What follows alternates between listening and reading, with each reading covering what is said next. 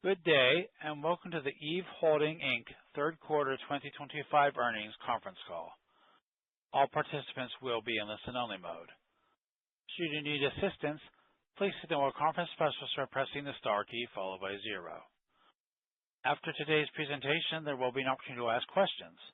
To ask a question, you may press star then 1 on your telephone keypad. To withdraw your question, please press star then 2. Please note, this event is being recorded. I would now turn the conference over to Lucio Aldworth, Director of Investor Relations at Eve. Please go ahead. Thank you, Operator. Good morning, everyone. This is Lucio Aldworth, the Director of Investor Relations at Eve, and I wanted to welcome everyone to our Third Quarter 2025 Earnings Conference Call. Our CEO, Johann Bordais, and CFO, Eduardo Couto, are joining me on the call today, and after their prepared remarks, we will open the call for questions, at which point Luiz Valentini, our Chief Technology Officer, will also join us for more technical questions. We have a deck with a few slides and additional pictures that show our achievements in the quarter, as well as the testing phase of our full-scale prototype. The deck is on our site at ir.eveairmobility.com, so please feel free to download it and follow along. Let me first mention that today's conference call includes statements about events or circumstances that have not yet occurred. These are largely based on our current expectations and projections about future events and financial trends affecting our business and our future financial performance. These forward-looking statements are based on current expectations and involve risks and uncertainties that could cause financial results to differ substantially from those expressed or implied in this conference call, and we undertake no obligations to update publicly or revise any forward-looking statements because of new information, future events, or other factors. For a more detailed list of these risks and uncertainties, please refer to our SEC filings available on our website. With that, I will now turn the presentation over to our CEO, Johann. Thank you, Lucio. Good morning, everyone, and welcome to the 2025 Third Quarter Conference Call. We had a strong third quarter marked by several key achievements, and we continue to advance the program's development at a steady pace. We are in the final stages of testing our engineering prototype before its flight campaign starts. We announced an additional supplier for our commercial aircraft, the Eve 100, with a contract with Embraer for their landing gear. Additionally, the Iron Bird has begun to operate and is already contributing to the testing of the actual hardware that will equip our aircraft. Our schedule remained unchanged, with an expected type certification and entry into service in 2027. Starting with slide 3, we have now received from Beta Technology Company all of the electrical motors for our engineering prototype. They have been previously tested in specially designed equipment and installed in their respective nacelles. As mentioned previously, we had already performed integration tests between the prototype and the remote pilot station, that we also call the RPS, to make sure that there is a successful communication via the dedicated radio link. As a reminder, this prototype will be remotely controlled with a pilot sitting in the RPS, and this is the white truck at the far end of the right picture. We are running the last set of tests to make sure that electrical power units were properly integrated with the inverters, battery, and other systems and subsystems in the vehicle. Therefore, we're confident in starting soon our flight campaign with our first flight by the end of this year or early next year. Slide 4 is about the selection of our 22nd primary system supplier. Embraer will produce landing gear for our aircraft. Embraer comes with a strong landing gear manufacturing heritage for their commercial and executive jets, as well as military aircraft. The landing gear was introduced as a result of a constant interaction between Eve and its customers, understanding how the aircraft will be operated. Now, the wheels on our eVTOL will be used for taxiing and repositioning the aircraft. This means greater energy efficiency when compared to the hovering. The landing gears also provide the capability of maneuvering the aircraft on the ground eliminating the use of ground support equipment for the purpose, facilitating operation, and reducing time on ground. The next slide, number 5, shows what is now our functional Iron Bird cockpit. As a reminder, the Iron Bird is a deconstructed eVTOL in which we integrate all the different actual components on our eVTOL into a physical system to make sure that all systems work together properly. This is the interface through which the pilot will control the entire system. As you can see, the simulator has approximately a 270 degrees view and is connected with all the different rigs of the vehicle system and components. For instance, the joystick is connected to actuators and motors in another adjacent room, and they react physically to all pilots' command. All of these are connected to the avionics and the flight control computers with our 5th generation fly-by-wire control laws. The motors are connected to the battery with its own thermal management system. As much as possible, all wires and cables replicate the composition, width, and length of the actual harness that will be on our eVTOL. This assures a representative result of the simulation, allowing the Iron Bird to be used as a tool for vehicle development, flight test clearance of a new feature, and product evolution, as well as optimize the test campaign. Through this strategy, we maximize the number of prototypes, streamlining the flight test campaign, and making the most efficient use of these assets. So not only does the Iron Bird help us to better integrate and understand how all the systems work together and troubleshoot potential problem on the ground, but it also has an important role for the aftermarket benefit. The Iron Bird will help us improve the system and component maturity, and these are important inputs for successful entry into service and an efficient maintenance program. In total, we have logged more than 10,000 hours of test in these rigs. Another advantage is that the Iron Bird has also helped us to expedite and reduce the costs related to our certification campaign. Keep in mind that some tests can be performed on the ground 24/7, such as electrical systems, circuit breakers, etc., and the Iron Bird becomes a very valuable development and certification tool. Moving on to slide number 6, together with our customers and authorities, we are also developing a strong network of partners in different areas such as infrastructure and energy to address one of the many challenges ahead of the urban air mobility, which is to create a whole new ecosystem besides simply developing an aircraft. On the certification side, we participated in ICAO Assembly in Canada, along with ENAC, the Brazilian Air Force, and other government officials, along with representatives of several other certifying authorities throughout the world. This reinforces our confidence level that we have the right approach to certify our aircraft with ENAC as a primary certifying authority.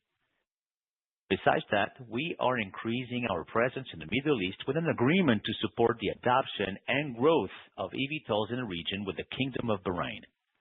The agreement positions Bahrain as a regional hub for electrical aviation and will accelerate its regulatory, operational, and infrastructure ecosystem for eVTOLs. The agreement also calls for EVE to possibly conduct test flight in the region in 2027. Slide 7 shows our total pre-order backlog that stands around 2,800 aircraft for a total value close to $14 billion based on the list price of 2025. This includes non-binding letters of intent from 28 different customers as well as Revo's firm order. Out of 28 customers, we also have secure contract with 14 different customers for EVE Tech Care's suite of aftermarket products and services, which could bring up to $1.6 billion in revenue to EVE over the first few years of operation. As you can see, we also have 21 different customers for our air traffic management solution, Vector. And I believe this reflects the market's leading value proposition we bring to our customers. Now, I would like to invite our CFO, Edu, to review the financial results and the 2025 milestone checklist. Thanks, Johan. EVE has successfully concluded a new funding raise of $230 million through a registered direct offering in August. This equity placement has not only improved our cash position to its highest level ever, but also extended our cash runway to about 2.5 years.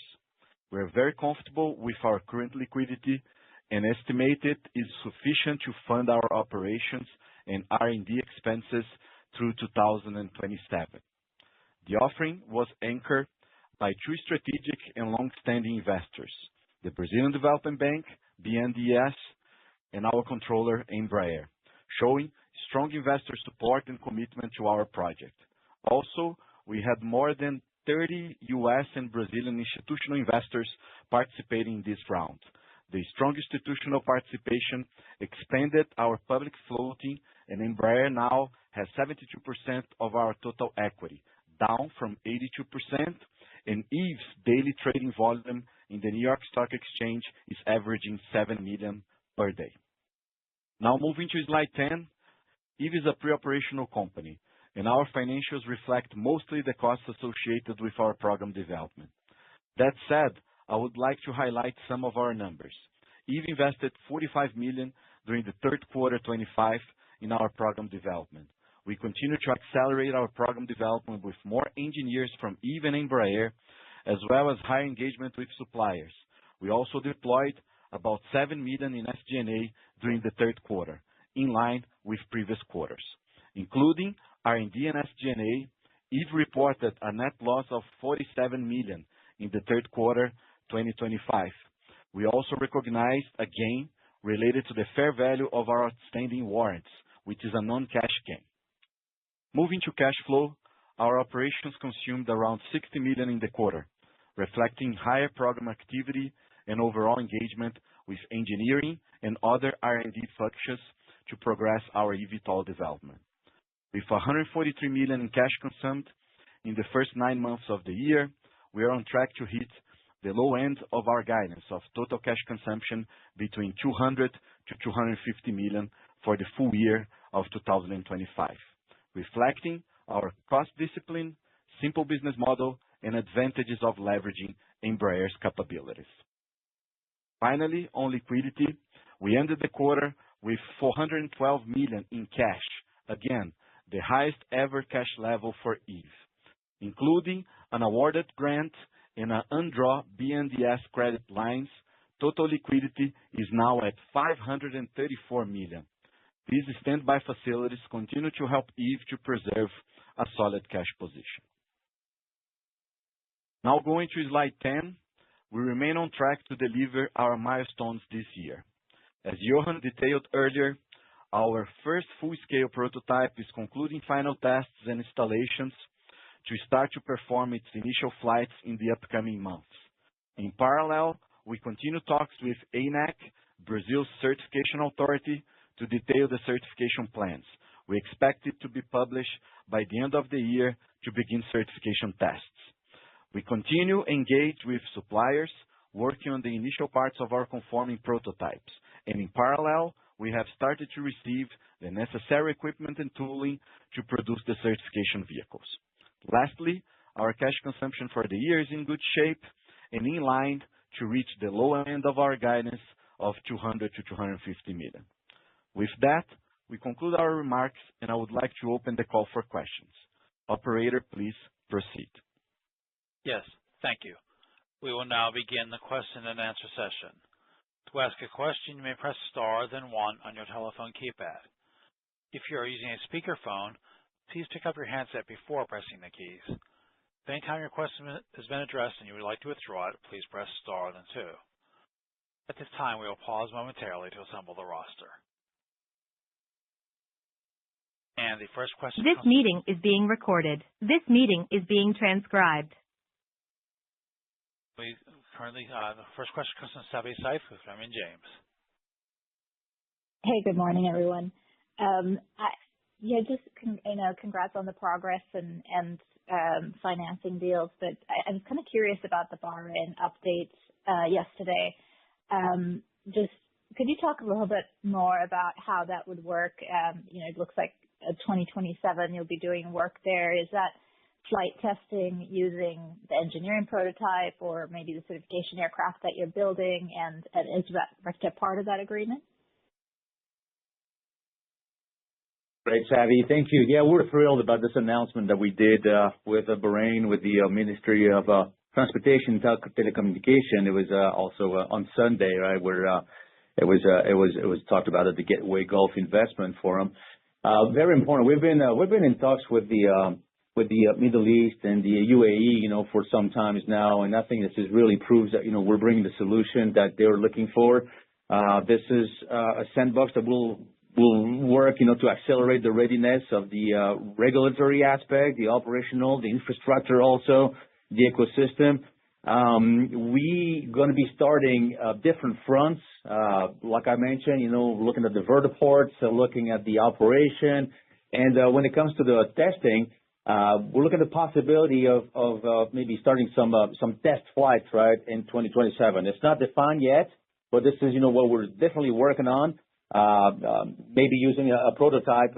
This is something that we're thinking about, but definitely for the operation in 28 in the region.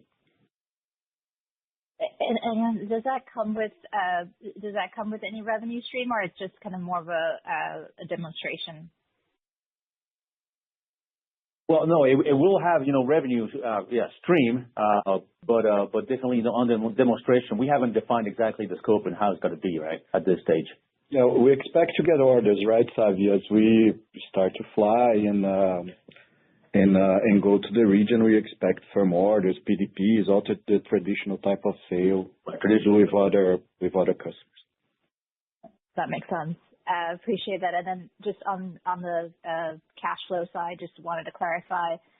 Again, congrats on getting that deal across last month or a couple of months ago. But is this current spend still the thought process that this is kind of the level of spend for 2026 as well?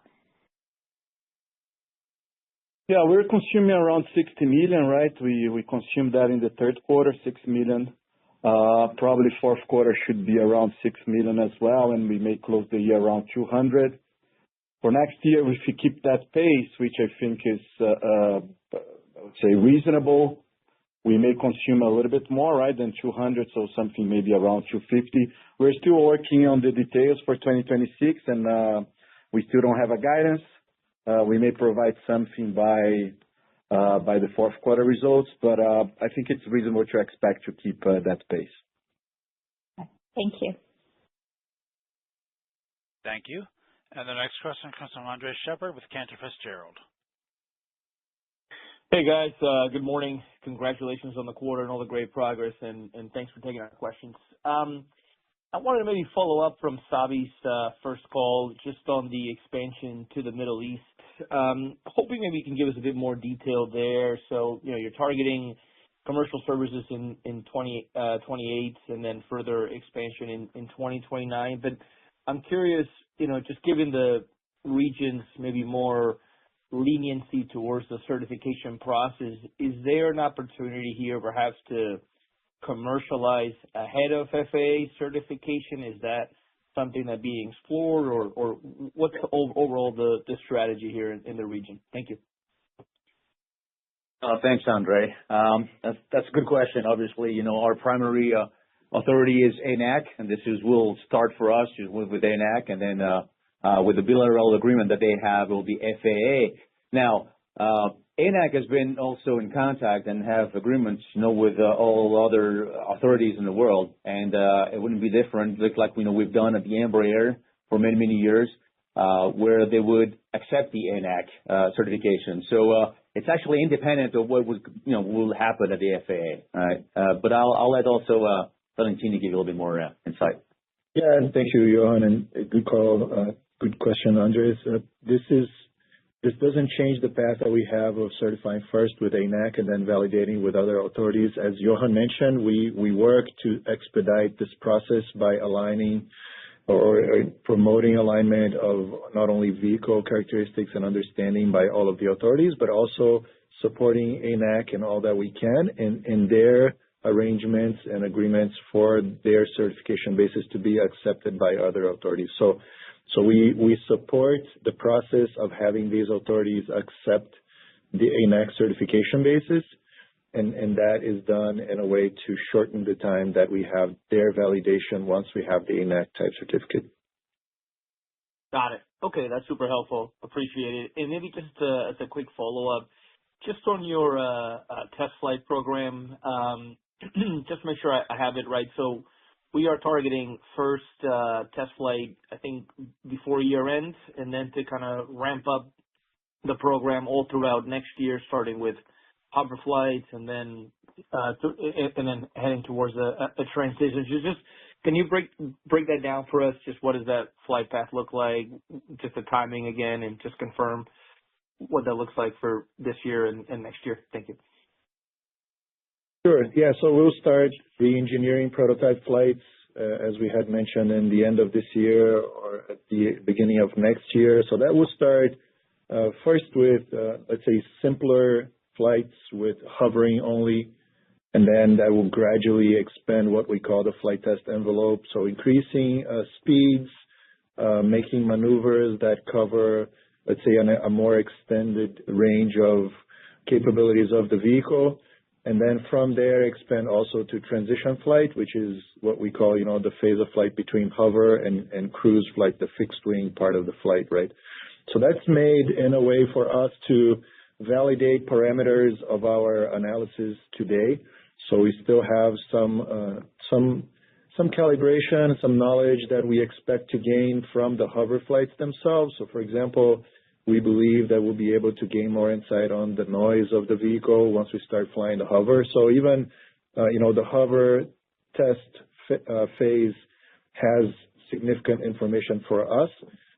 But then evolving towards the transition is also important for us because even though it's a short phase of flight, it has a significant, let's say, a physical phenomena happening. So it's important that we get that very well, not only for engineering and certification, but also for the comfort and for the user experience inside the vehicle, right? And then in the end, we'll also perform cruise flights, so fixed wing airplane flights with this engineering prototype.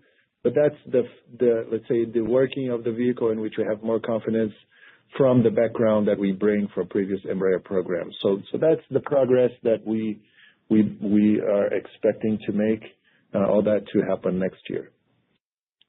Wonderful. Very helpful. Thanks again. I'll pass it on. Thank you. And the next question comes from Ian McDermott with Jefferies. Hi, guys. Good morning, and thanks for taking my question. Maybe on the supplier, but with Embraer signing on to provide the landing gear, could you remind us of what other suppliers or component agreements you still need to secure? And maybe at a higher level, what kind of advantages does your extensive supplier network provide compared to peers who have a more vertically integrated approach? So thank you for the question. So this is really the last main system that we have introduced to the vehicle with respect to bringing new suppliers in. So we don't expect to have any other supplier for any major aspect of the vehicle coming in from now on the program.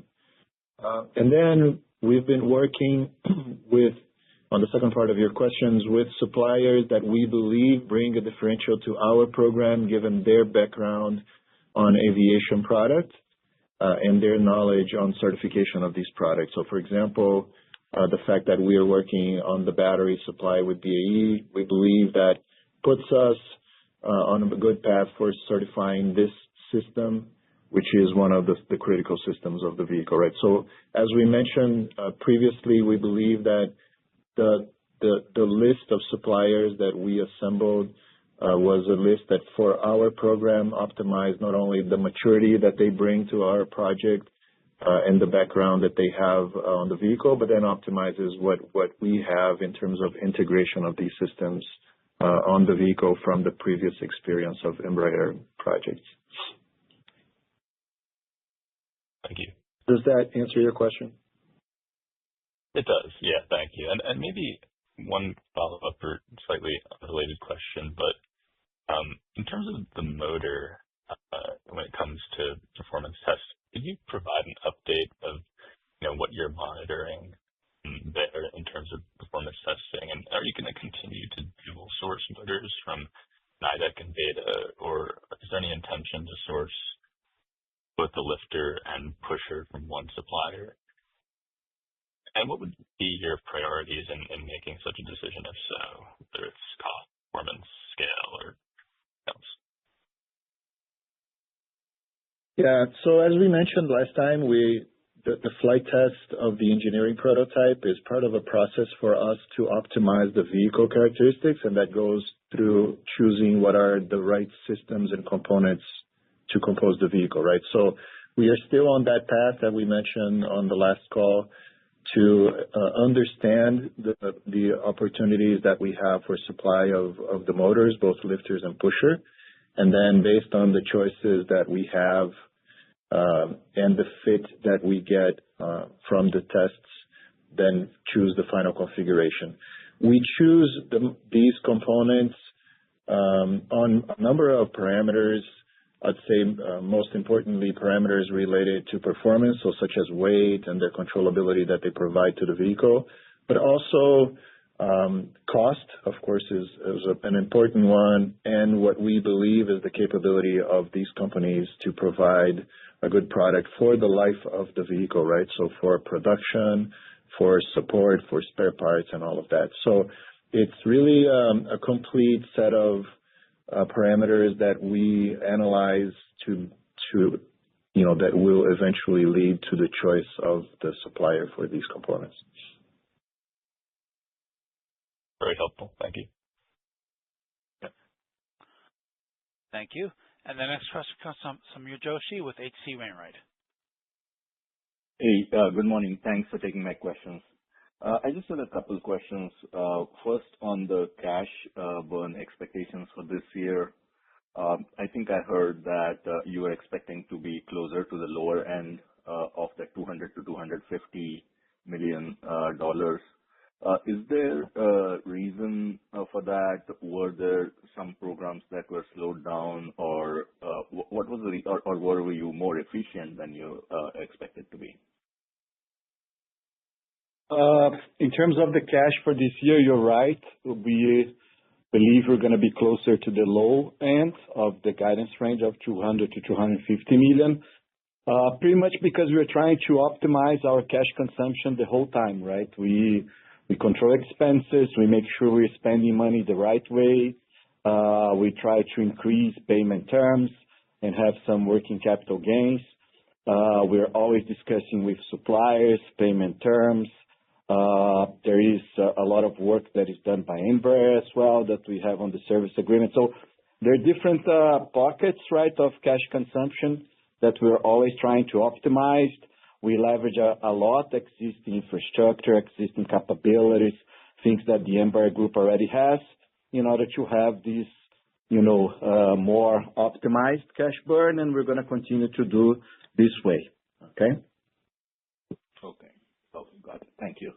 And then just a broader question. Of course, you have like a $14 billion sort of backlog or of orders, including from the EU Tech Care and Vector offerings. How are you continuing to engage with these customers? Because the flights the commercial flights are not until 2027. What level of interaction do you have with them? Do you have feedback from them on design, interior design, and stuff like that? Yeah, thanks for this question, Johan speaking. This is the essence of how Eve was built on, is really based on workshop with our customers, that we have those workshop, whether it's on the HMI, like a human-machine interface workshop that tells how the pilots interact and what we need to have, or whether it's all the ConOps that we've been doing since the very beginning, whether it's in Rio or Chicago or in London. This is really building together like what will be the urban air mobility environment and type of operation, and that it shapes not only the vehicle, and this is why you can see over the last 5 years, how the vehicle has evolved outside, but also inside. and with a cabin and those full flex cabin concept where you can in one day you can change, within a couple of hours you can change your configuration, whether it's a full cargo or removing the first row, putting in the club configuration for the operation. So this is something that we've been doing since the very beginning, and that's what led us to have the 28 customers and the largest pre-order backlog, because we bring not only the vehicle but the whole solution, where there's the full suite, strong from the Embraer heritage. We're the 4,000 people that are around the world. The customers understand that we have the DNA and what it takes to support an operation, not only just certify and deliver the first airplane, but make sure that you guarantee a dispatch reliability rate or a schedule reliability rate, which is exactly what the customers want to make sure the asset is available and it has the most competitive operating cost. And this is the two pillars that we have. And the third one is eventually not at the beginning, because we can start the operation, with the existing infrastructure and airspace management system. But eventually, if we're going to be putting, and we will be putting thousands, not only us, but the others, putting thousands of those vehicles in the air, then we need to make sure that we have urban traffic management software, adequate. And I think this is all this DNA that we're bringing, aviation DNA, that really pushes the customer to elect Eve. Understood. Thanks for that color, John. Thanks for taking my questions. Thank you.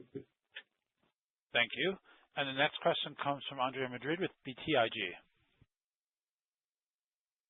Good morning, Johan, Edu. Appreciate the question. When you think about scaling production moving forward, where might you anticipate the largest bottlenecks forming? Or I guess maybe put more broadly, are there any risks that you see throughout your supply chain currently? No, we believe the way we're going to be doing the manufacturing, right, the industrialization of the eVTOL is going to be modular, right? We start with, we're going to have basically three modules, right? The first one, 120 eVTOLs per year, 120, doing in the Brazilian factory. Then we can go from 120 to 240 just with an extra shift, right? The first one has two shifts. Together, the 240 will go to the third shift. Then we can double the 240 to 480 with some additional tooling and equipment. Nothing major. For the 240, probably going to be investing around $100 million. For the 480, 150. So we have all of that mapped. The suppliers, as Valentini mentioned, right, we have very good suppliers. They have production capabilities, a lot of production capabilities as well. And we keep them informed of our production plans. As we ramp up production, we believe suppliers will be ready also to ramp up their supply. So we're not envision any major challenge to get this 500 eVTOLs per year. Of course, to deploy all those eVTOLs in the markets and so on, we may need some local assembly. But in terms of the production of the eVTOL itself, we're confident on this initial 500 eVTOLs per year capability. Got it. I'll leave it. And Andre, yeah, go ahead. Yeah. No, sorry. Yeah, I just want to compliment another aspect of the, what we've done with our 22 primary suppliers is those contracts.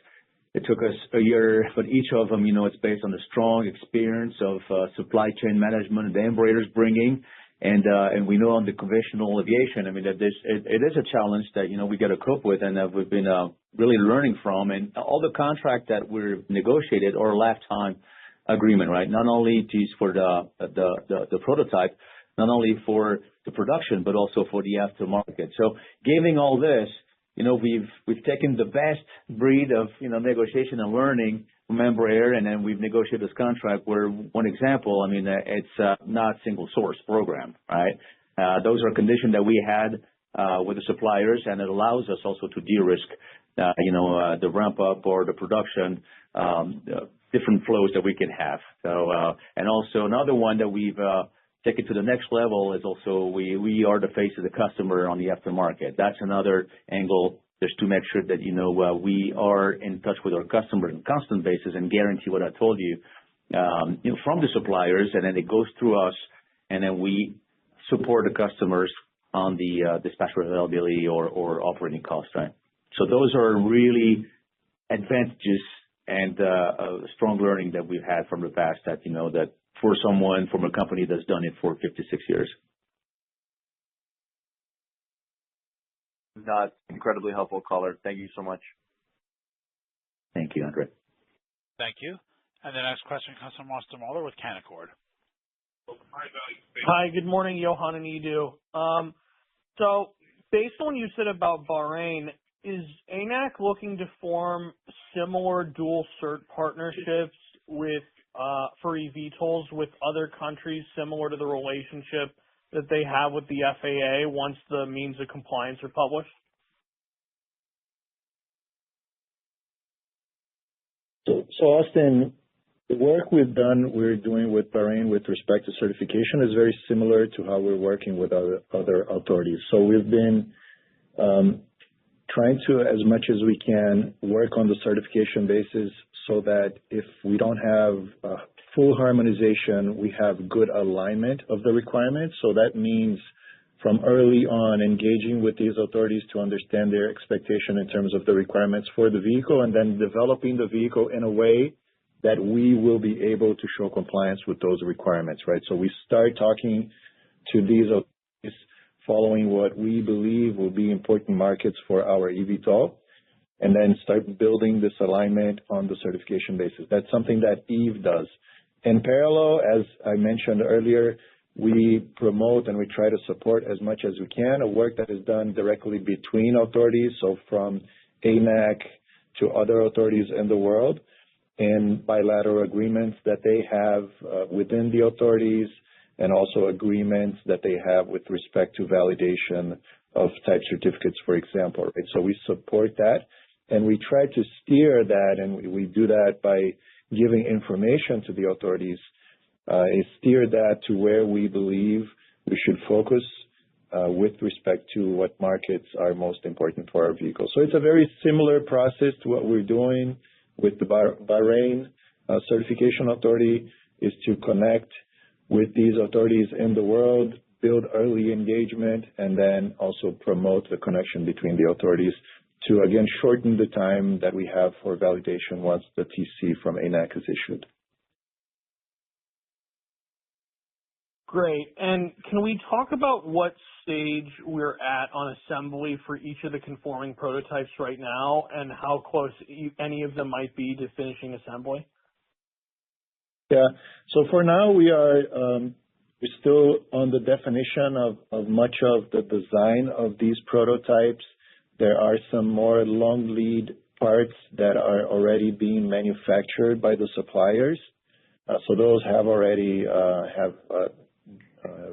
drawings released and are also already in production by the suppliers. We will start to receive those parts next year, and then assemble the prototypes next year. So far we are not assembling. We are still working with the manufacturing of the more long lead items, and also designing the ones that are, let's say, shorter to manufacture, which then we expect to start manufacturing next year. Great. Thanks for all the details. Mm-hmm. Austin. Thank you. And this concludes our question and answer session. I would like to return the conference to Lucia Odworth for any closing comments. This meeting is no longer being transcribed. This We meeting is no longer being recorded. Important milestones this past quarter. We're fully engaged and moving fast, and there's much more to come. So we're going to continue updating you on our progress through the next few quarters, which will be very exciting. And we look forward to meeting you in the upcoming events we're going to attend. As always, if you have any questions, please don't hesitate to reach out to our team. Thanks, and have a good day. Thank you. The conference is now concluded. Thank you for attending today's presentation. You may now disconnect your lines.